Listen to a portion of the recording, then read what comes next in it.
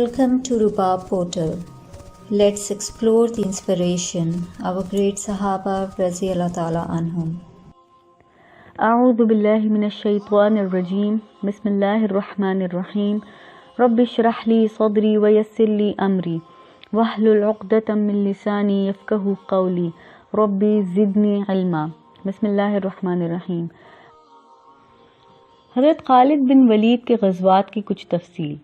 اسلام قبول کرنے کے بعد غزوہ موتا پہلی جنگ تھی جس میں آپ نے حصہ لیا، جو قبول اسلام کے 2 ماہ بعد پیش آیا. یہ ایک بہت بڑی جنگ تھی. کافروں کی تعداد مسلمانوں سے 6 گنا زیادہ تھی. 3000 کے لشکر کے ساتھ نبی صلی اللہ علیہ وآلہ وسلم نے مسلمانوں کو شام کی طرف بھیجا، جہاں کافروں کی تعداد لگ بھگ 1 لاکھ کے قریب تھی. جس وقت مسلمان موتا کے مقام پر لڑ رہے تھے، آپ صلی اللہ علیہ وآلہ وسلم اپنے صحابہ کے ساتھ مسجد نبوی میں بیٹھے تھے، جو کہ شام سے کافی دور تھا. ایک دم آپ صلی اللہ علیہ وآلہ وسلم نے فرمایا، زید نے نشان لیا اور وہ شہید ہو گئے. اب جعفر نے علم سنبھالا اور وہ بھی شہید ہو گئے. اب عبداللہ بن رواح نے علم سنبھالا اور وہ بھی شہید ہو گئے. اب اس شخص نے علم اٹھا لیا ہے جو اللہ کی تلواروں میں سے ایک تلوار ہے. کہتے ہیں نبی صلی اللہ علیہ وآلہ وسلم کے معجزوں میں سے ایک معجزہ یہ تھا کہ آپ صحابہ کو جنگ کا سارا منظر ایسے سنا رہے تھے جیسے سب کچھ ان کی آنکھوں کے سامنے ہو رہا ہو. ایک اور روایت میں آپ صلی اللہ علیہ وآلہ وسلم نے ارشاد فرمایا، ان کے بعد خالد بن ولید رضی اللہ عنہ نے علم سنبھالا، اے اللہ وہ تیری تلواروں میں سے ایک تلوار ہے، اس کی مدد فرما. اسی دن سے حضرت خالد بن ولید کا لقب سیف اللہ کی تلوار پڑ گیا. حضرت خالد رضی اللہ عنہ نے اس غزوہ موتا میں 9 تلواریں توڑیں، یعنی لڑتے ہوئے ان کے ہاتھ سے 9 تلواریں ٹوٹیں. ایک یمنی تلوار باقی رہ گئی. اس کے بعد فتح مکہ ہوا. فتح مکہ کے 5 دن بعد آپ صلی اللہ علیہ وآلہ وسلم نے حضرت خالد کو وادی نخلا بھیجا. وادی نخلا میں ایک بت تھا، اسے عزا کہتے تھے. قریش اس کی پوجا کیا کرتے تھے. نبی صلی اللہ علیہ وآلہ وسلم نے حضرت خالد کو بھیجا کہ جا کر یہ بت ختم کر دیں. حضرت خالد نے اسے توڑ کر اور پھر اس کو آگ لگا دی تاکہ کفر کا کوئی بھی نشان باقی نہ رہے. اس کے بعد 8 ہجری میں غزوہ حنین پیش آئی. غزوہ حنین ایک بہت ہی مشکل جنگ تھی. سورہ توبہ آیت نمبر 26 میں اللہ تعالیٰ فرماتے ہیں، اللہ نے مدد کی تمہاری بہت سے موقع پر اور حنین کے دن بھی. حضرت خالد رضی اللہ عنہ اس جنگ میں ڈٹے رہے اور بہت زخم کھائے. جب نبی صلی اللہ علیہ وآلہ وسلم ان کی عیادت کے لیے گئے تو خوشی سے جھومتے تھے اور کہتے تھے، کتنے خوش نصیب ہیں میرے یہ زخم جن پر یہ مقدس اور نورانی نگاہیں پڑیں. اس کے بعد غزوہ تبوک پیش آئی. یہ شام کی طرف لڑی جانے والی جنگ تھی. جب کافر آگے سے نہ آئے تو جنگ نہیں ہوئی اور ارد گرد کے یہودیوں نے فدیہ دے کر صلح کر لی، سوائے عقیدر نامی ایک شخص نے. تو نبی صلی اللہ علیہ وآلہ وسلم نے حضرت خالد کو بھیجا کہ جا کر اسے لے کر آؤ. وہ جیسے ہی رات اپنے گھر سے نکلا، خالد رضی اللہ عنہ نے اسے گرفتار کر لیا اور نبی صلی اللہ علیہ وآلہ وسلم کے پاس لے آیا. اس نے صلح کی اور نبی صلی اللہ علیہ وآلہ وسلم کو ایک لباس تحفے میں دیا جو بہت ہی قیمتی تھا، جسے دیکھ کر سارے صحابہ حیران رہ گئے. پھر آپ صلی اللہ علیہ وآلہ وسلم نے ارشاد فرمایا، حضرت سعد رضی اللہ عنہ کا رومال جو انہیں جنت میں دیا جائے گا وہ اس سے کئی زیادہ خوبصورت ہوگا، صرف ایک رومال. اس کے بعد آپ صلی اللہ علیہ وآلہ وسلم نے حضرت خالد کو وادی بحران بھیجا. وہاں آپ نے تبلیغ کر کے ارد گرد کے لوگوں کو مسلمان کیا. ان کی باتوں میں اللہ تعالیٰ کی طرف سے بہت ہی اثر تھا. 10 ہجری میں حجۃ الوداع میں حضرت خالد رضی اللہ عنہ کو نبی صلی اللہ علیہ وآلہ وسلم کی ہم رکابی کا شرف بھی حاصل ہوا. آپ صلی اللہ علیہ وآلہ وسلم کی وصال کے بعد حضرت ابو بکر صدیق رضی اللہ عنہ خلیفہ بنے. حضرت ابو بکر صدیق رضی اللہ عنہ کے زمانے میں بہت لوگ مرتد ہوئے. کچھ نے جھوٹی نبوت کا بھی دعویٰ کیا اور بہت نے بغاوت بھی کی. حضرت خالد بن ولید رضی اللہ عنہ ایک لشکر کے امیر بنے. آپ اپنے لشکر کے ساتھ بازاغہ کی طرف بڑھے. یہاں ایک شخص تھا طلیحہ جو نبی صلی اللہ علیہ وآلہ وسلم کی زندگی میں مسلمان ہوا، لیکن حجۃ الوداع کے بعد اس کے دماغ میں فتور پیدا ہوا اور اس نے نبوت کا دعویٰ کر دیا۔ بنو اسد اور بہت سے قبائل کے لوگ اس کی باتوں میں آنے لگ گئے تھے۔ قبیلہ طے کے لوگ بھی اس کے ساتھ شامل ہو گئے تھے اور یہ بہت مضبوط ہو چکا تھا۔ حضرت خالد رضی اللہ عنہ نے 2 صحابہ کو بازاغہ کی طرف بھیجا۔ انہیں اتفاق سے طلحہ کا بھائی مل گیا، انہوں نے اسے قتل کر دیا تو بدلے میں طلحہ نے انہیں قتل کر دیا۔ اس کے بعد حضرت خالد رضی اللہ عنہ آگے آئے، بازاغہ کی طرف بڑھے اور جنگ شروع ہو گئی۔ طلحہ نے اس وقت خود پر چادر ڈال کر کہا مجھ پر وحی آنے والی ہے۔ ایسے اینیا نامی ایک شخص 3 مرتبہ طلحہ کے پاس آیا اور پوچھا کہ کیا وحی آئی؟ تیسری بار میں مثبت جواب نہ ملنے پر باہر آ کر اینیا نے کہا طلحہ ہرگز نبی نہیں ہے، وہ ایک جھوٹا انسان ہے۔ طلحہ نے پہلے سے گھوڑا تیار کر رکھا تھا، وہ اپنی بیوی کے ساتھ بھاگ گیا۔ کہتے ہیں تیسری مرتبہ میں اس نے یہ والی بات کہی تھی، آج ایسا دن ہے جو تم کبھی نہیں بھولو گے، اور واقعی ہی کہ پھر ایسا ہوا کہ ایسا دن کبھی کسی نے دوبارہ نہ دیکھا اور مسلمانوں کو فتح ہوئی۔ طلحہ نے حضرت عمر رضی اللہ عنہ کے زمانے میں اسلام دوبارہ قبول کر لیا تھا اور مسلمان ہو گیا تھا۔ اس کے بعد حضرت خالد بن ولید رضی اللہ عنہ کو اطلاع ملی کہ بنو فزارہ کی ایک عورت زمل مسلمانوں کے خلاف لڑنے کی تیاری کر رہی ہے۔ روایات میں اس کے 2 نام آتے ہیں، زمل اور زمیر، بنو غطفان کے سردار کی بیٹی تھی۔ اس نے بھی نبی ہونے کا دعویٰ کیا تھا۔ حضرت خالد رضی اللہ عنہ نے جنگ کی، یہ ایک بہت ہی سخت جنگ تھی۔ حضرت خالد رضی اللہ عنہ نے ان کے جانباز فوجیوں کو جب دیکھا تو سمجھ گئے کہ جب تک یہ عورت زندہ ہے تب تک ان کے فوجیوں کو ہرانا آسان نہیں، کیونکہ وہ ڈٹ کر مقابلہ کر رہے تھے۔ اسی لیے انہوں نے پہلے اس عورت کے اونٹ کی رسیوں کو توڑا، پھر جا کر مسلمانوں کو فتح ہوئی۔ اس جنگ کے بعد ایک شخص مالک بن نویرہ، یہ نہ پکا مسلمان تھا نہ مرتد تھا، اس نے زکوٰۃ نہیں دی تھی۔ حضرت خالد نے ان کے لوگوں کو قید کر لیا، کیونکہ حکم کے مطابق جنگ کرنے سے پہلے اذان کی آواز پر اذان کی آواز آنا ضروری تھی۔ جب ان کی طرف سے اذان کی کوئی جواب نہیں آیا تو حضرت خالد نے انہیں قید کر لیا۔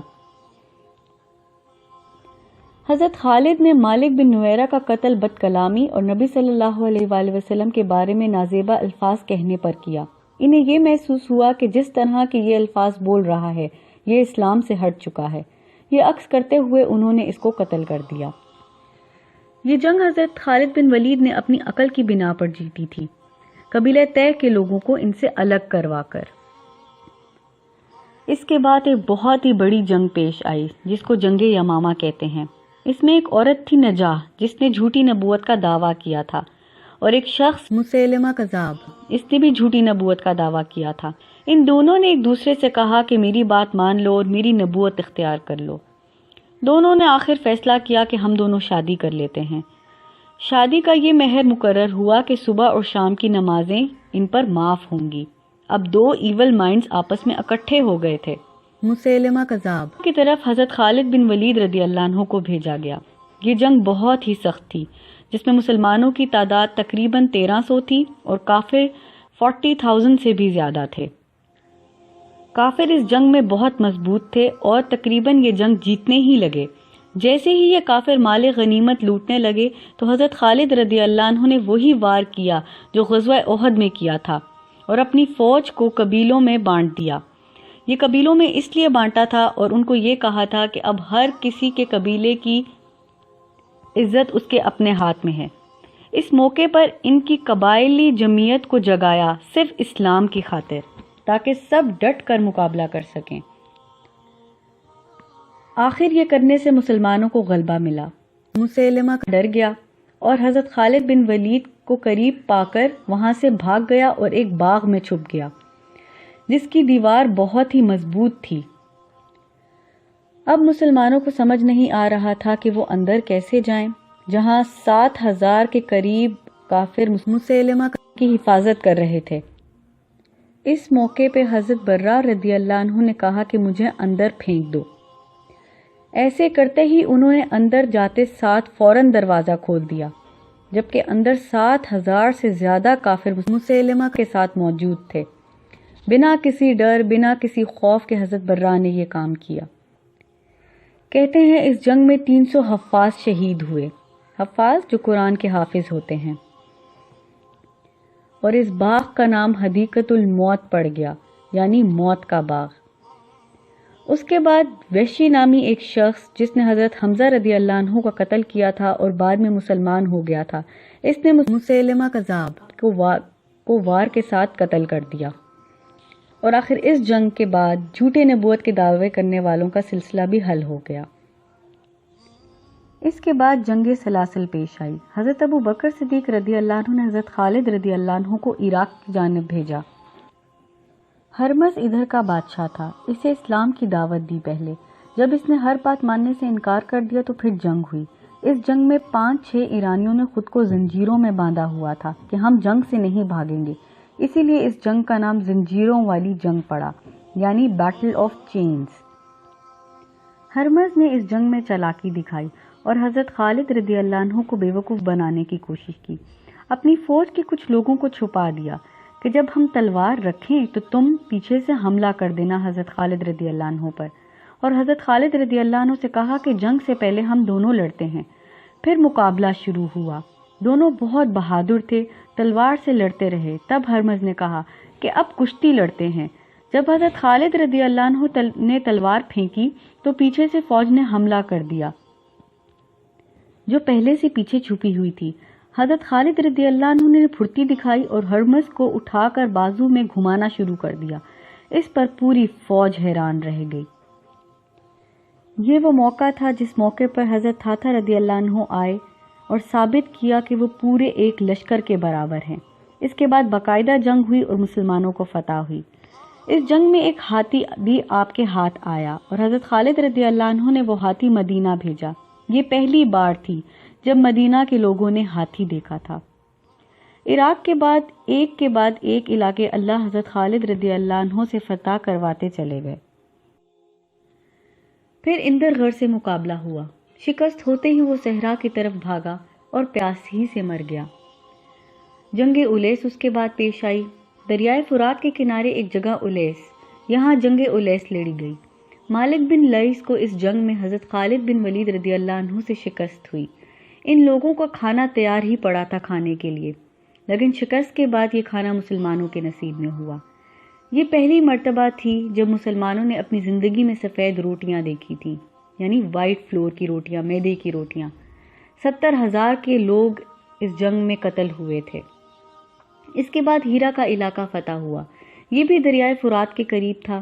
مسلمانوں نے کشتیوں کے ذریعے وہ سفر طے کیا تو ادھر کے گورنر نے اپنے بیٹے کو ہدایت دی کہ دریا کے کنارے بند باندھ دو تاکہ مسلمان نہ آ سکیں، مگر مسلمان رکنے والوں میں سے نہ تھے۔ وہ خشکی سے سفر کرتے ہوئے آئے اور آخر اس کے بیٹے کو قتل کر دیا۔ جب گورنر کو اپنے بیٹے کے قتل کی خبر ملی تو اس نے قلعے کے دروازے بند کر دیے۔ مسلمانوں نے محاصرہ کر لیا۔ ایرانیوں میں ایک بہت بوڑھا شخص تھا، اس نے دونوں کو بہت سمجھایا اور آخر 1,90,000 درہم جزیہ دے کر اطاعت قبول کروا لی اور اپنی قوم کو جنگ سے بچا لیا۔ اس کے بعد انبار ایک قلعہ تھا۔ انبار کا قلعہ بہت ہی مضبوط قلعہ تھا اور ایرانیوں نے اس کے ارد گرد خندق کھود کر اس میں پانی بھرا ہوا تھا۔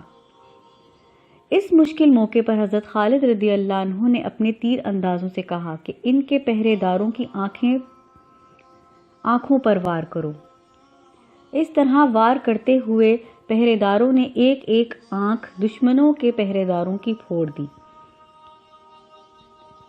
تو حضرت خالد بن ولید نے حکم دیا کہ اب اپنے اونٹوں کو جو کہ بوڑھے ہو چکے ہیں ذبح کر دو اور انہیں خندق کے پانی میں ڈال دو، یہاں تک کہ ان اونٹوں کے ساتھ ایک چھوٹا سا پل بن گیا۔ اس طرح انہوں نے قلعے کو فتح کر لیا۔ آپ ہر جنگ میں ایک نئے طریقے ہی سے سوچا کرتے تھے اور ایسے اللہ تعالیٰ آپ کو فتح دیتے تھے۔ اس جنگ کے بعد حضرت خالد بن ولید کو حضرت ابو بکر صدیق رضی اللہ عنہ سے خط ملا۔ آپ رضی اللہ عنہ نے حضرت خالد رضی اللہ عنہ کو لکھا کہ آپ جہاں بھی ہیں شام کی طرف فوراً روانہ ہو جائیں۔ انہوں نے اپنے ساتھیوں سے پوچھا کہ سب سے چھوٹا راستہ شام کو کدھر سے جاتا ہے۔ وہ راستہ ایک بہت ہی خطرناک صحرا سے گزر کر آتا تھا، جہاں 120 میل دور پہلے پانی کا چشمہ آتا تھا، یعنی وہاں پانی کہیں بھی قریب نہیں دستیاب تھا۔ ایک صحابی نے بتایا کہ 30 سال پہلے اس نے اپنے والد کے ساتھ یہ صحرا کسی وجہ سے پار کیا تھا۔ حضرت خالد نے اللہ کا نام لیا اور چل پڑے۔ 5 دن تک سفر جاری رہا اور پانی نظر نہ آیا۔ کہتے ہیں یہ لوگ حسبنا اللہ و نعم الوکیل کا ورد کرتے جاتے۔ 120 میل کے بعد صحابی نے کہا کہ یہاں ایک ایسا پتھر ہے جو آدھی عورت کی طرح لگتا ہے، اگر وہ پتھر ملا تو اس کے قریب کھدائی کرنے سے ہی چشمہ نکلے گا۔ کہتے ہیں اونٹوں کو بہت سارا پانی پلا کر پانی ان کے اندر ذخیرہ کیا گیا تھا، یہ انہیں ذبح کر کے وہ پانی پیا کرتے تھے۔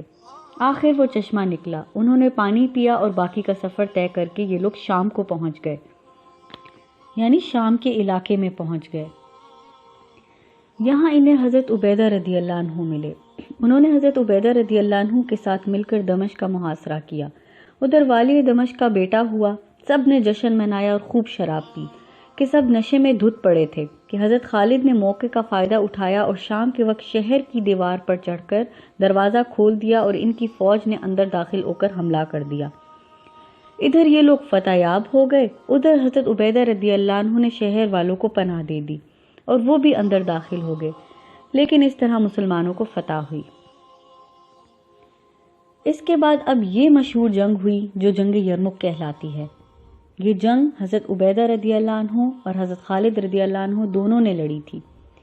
یہ جنگ شدید ترین جنگوں میں سے ایک جنگ تھی اور یہ ایک ٹرننگ پوائنٹ بھی تھا جس کے بعد سارا شام فتح ہوتا چلا گیا تھا۔ سب عیسائی جمع ہو رہے تھے۔ ادھر ہلکر روم خود ذاتی طور پر اس جنگ میں انٹرسٹ لے رہا تھا۔ ان کی فوج بہت بڑی تھی اور مضبوط بھی کہ کسی نے کہا کہ ان رومیوں کی فوج کتنی کثیر ہے، تو حضرت خالد بن ولید رضی اللہ عنہ نے فرمایا، رومی کی فوج کس قدر کم ہے اور مسلمان کس قدر کثیر۔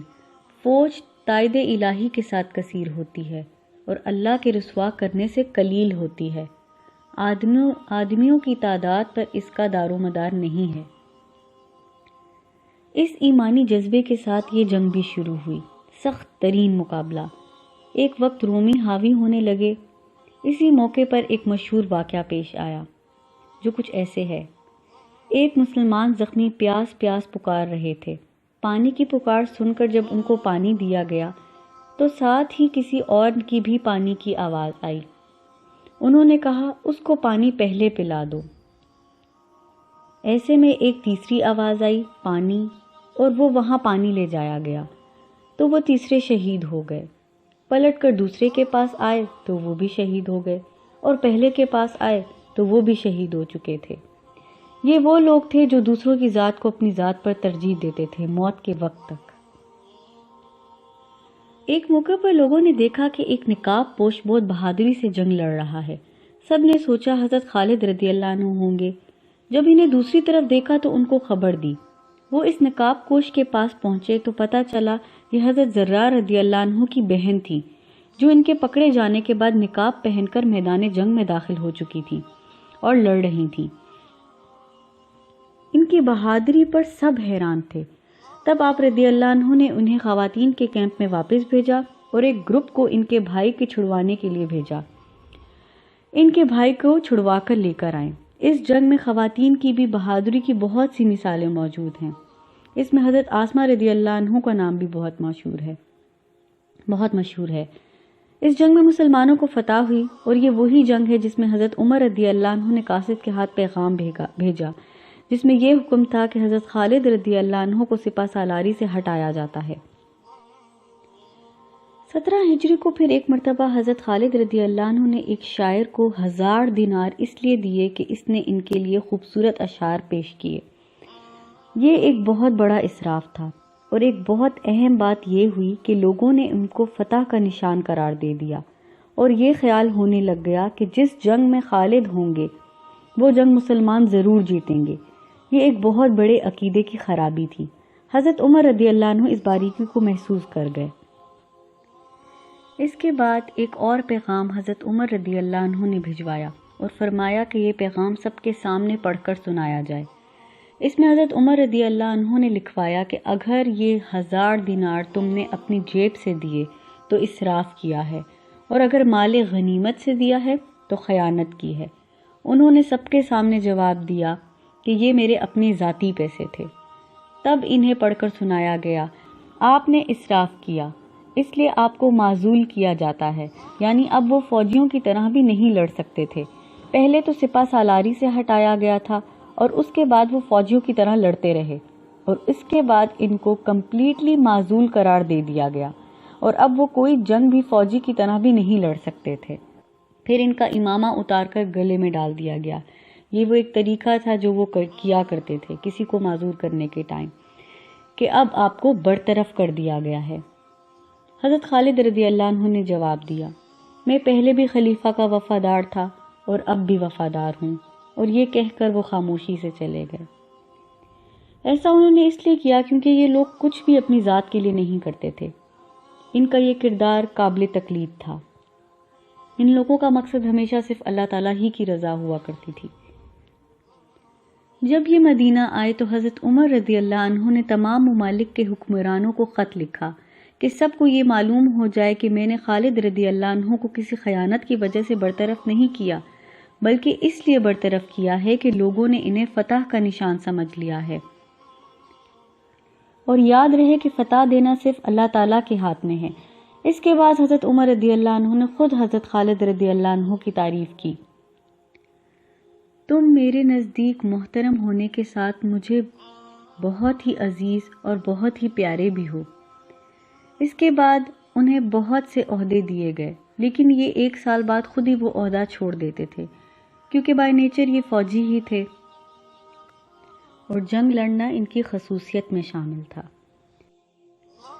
آپ کے وصال کا وقت۔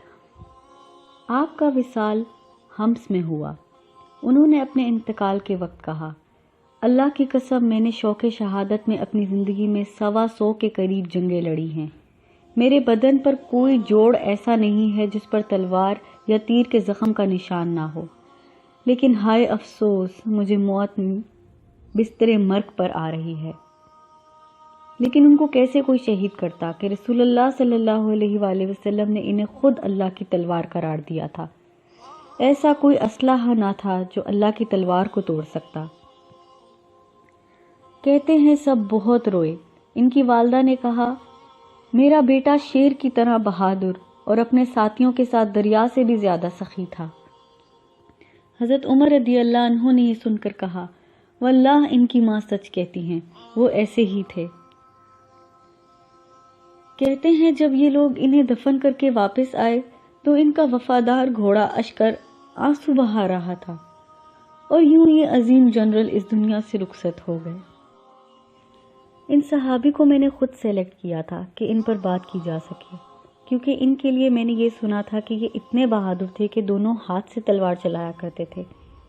لیکن ان پر انفارمیشن سرچ کرنے کے بعد اور یہ آڈیو بناتے ہوئے میں نے ان کو ایک عظیم انسان پایا۔ سونے کی چمچ لے کر پیدا ہونے والا انسان اتنا عاجز بھی ہو سکتا ہے کہ وہ جس چیز کے لیے پیدا ہوئے اس عہدے سے ہٹنے کے بعد بھی وہ خاموش رہے۔ اتنی جنگیں جیت جانے کے بعد بھی غرور نہیں تھا۔ ہم لوگ کسی بھی انسان کو اس کی فطرت پر جج نہیں کرتے، بس کسی بھی ایک واقعے کی وجہ سے اس پر ٹیگ لگا دیتے ہیں۔ ہر انسان بذات خود اپنی زندگی میں کتنی سٹرگل کرتا ہے، یہ سمجھنے کا موقع ہی ہم کسی کو نہیں دیتے۔ یہ وہ عظیم لوگ تھے جو ہر سٹیپ اللہ تعالیٰ کی رضا کے لیے اٹھاتے تھے۔ ان کا فوکس آخرت ہوتا تھا، جس کے لیے وہ کچھ بھی قربان کرنے کو تیار ہو جاتے تھے۔ اللہ ہمیں اپنے لیے چن لے اور اس دنیا سے بے نیاز کر دے، آمین۔